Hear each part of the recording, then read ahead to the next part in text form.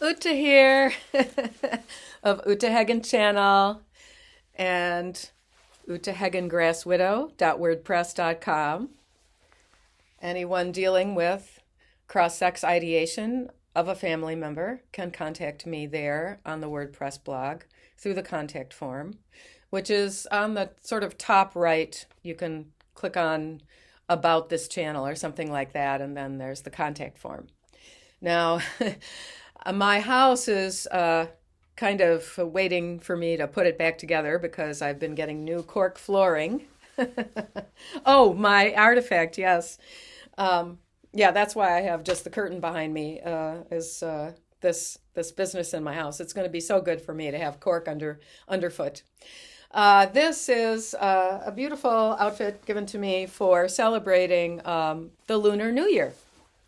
And it made me, current events made me think of this red outfit, which I used to wear doing the ribbon dance with my kids. And we just had this beautiful performance, Gong Hei Fat Choi, if you celebrate the Lunar New Year. Yeah. So red dresses.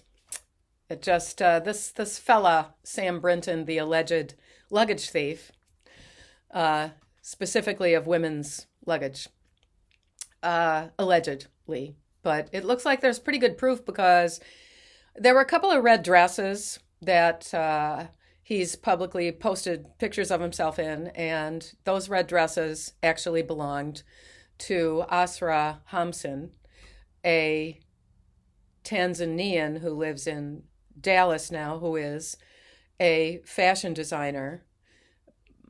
And her output is quite beautiful, magnificent, one-of-a-kind pieces that Sam Brinton somehow has been photographed in. And so, and necklaces, it's all kind of coming out. So that would be alleged felony number 3. And at the same time, simultaneously, I have been having these thoughts, especially since I have started interviewing with John Uhler, Jonuhler, of his John Uhler channel on YouTube.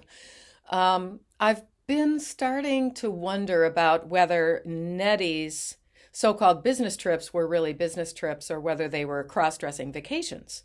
And also the logistics of that, considering that I was, helping him to pack his clothes and stuff. I don't think I ironed things. I think he ironed his own shirts. Those were $100 a pop bespoke shirts that he would wear and $50 ties back in the 1990s. So, you can double the price or something like that to calculate it into today's dollars. Now, he was willing to lie about whether he was employed to get out of paying child support. And I was out, I and the children, of course, because child support is for children. So I was out $70,000. And so if he's willing to do that to me and the kids, and then again commit financial fraud in court in 2007, and lie about his then salary because he didn't mention that he was in an equity contract to have majority ownership in the stock of his tech company back then. And so you are willing to do those things, and I just, was he willing to steal women's suitcases in the airport? And I think this is going to turn into, one of the questions on the list that is questions trans widows have to ask herself. And then,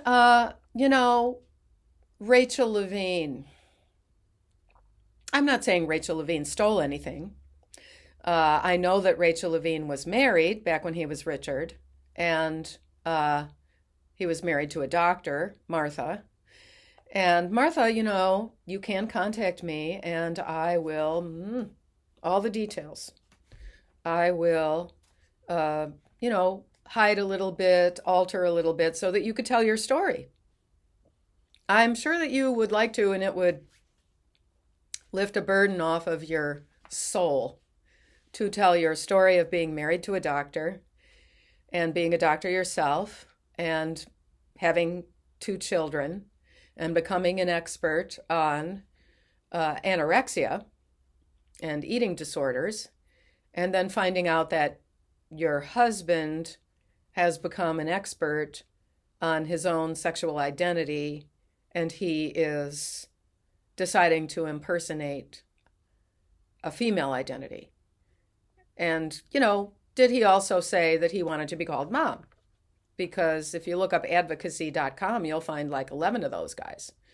And they present just as, convincingly as Rachel, your ex. Yeah. And my next, outreach is to Ann Bowers, the still legally wife of Dr. Marci Bowers, who back when we both attended the University of Wisconsin-Madison in the late 1970s, he was Mark, also a doctor. Ann Bowers stayed in Seattle to raise their 3 children. And from what I can gather, because none of it is from Ann, it's all from Marci, Mark. This was in an alumni, public newsletter. Interesting.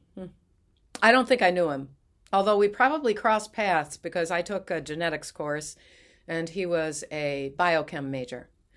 Okay, so I digress. So it was right after the 3rd child was born. Just think about that. You're still basically postpartum. You're postpartum after giving birth for about a year. You don't really have your body back. And it's your 3rd. And the father of these 3 children says he must transition.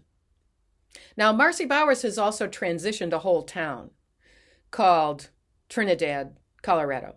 And I don't mean that the men there all think they're women, but the people there are so grateful for the commerce that they get over there from all the people traveling there for that clinic and those surgeries that, they're all really pro-surgery.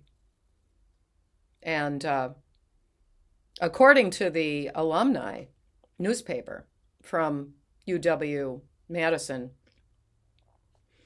Marci Bowers is greeted with cheers all over the little town of Trinidad, Colorado, where Marci Bowers took over from another doctor who pioneered these procedures. Yeah. And also Marci Bowers blames detransitioners. They were the ones really making the decisions. I think Marci Bowers should actually tell them the truth about the 19 times higher suicide rate 10 to 20 years later from the Sweden study of death records. Like I told John in our interview, after hearing my stories and how many similar stories there are, be sure to get out in nature and take a walk. Like we are. Be well always, in mind and body. And thank you. Click the likes. It will help. It'll help more people find us.